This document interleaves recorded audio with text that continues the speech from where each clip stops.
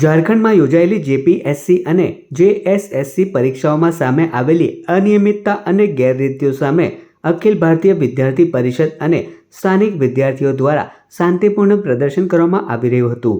આ શાંતિપૂર્ણ આંદોલન પર ઝારખંડ પોલીસ દ્વારા કરવામાં આવેલા અમાનુષી લાઠીચાર્જના વિરોધમાં હવે ભરૂચમાં પણ વિરોધનો સૂર ઉઠ્યો છે। ઝારખંડ પોલીસ કાર્યવાહીના વિરોધમાં ભરૂચ અખિલ ભારતીય વિદ્યાર્થી પરિષદ દ્વારા વિરોધ પ્રદર્શનનું આયોજન કરવામાં આવ્યું હતું। ભરૂચની જીઈસી કોલેજની સામે આ પ્રદર્શન યોજાયું હતું, જેમાં એબીવીપીના કાર્યકર્તાઓ અને વિદ્યાર્થીઓ મોટી સંખ્યામાં એકત્ર થઈને પોતાનો રોષ વ્યક્ત કર્યો હતો।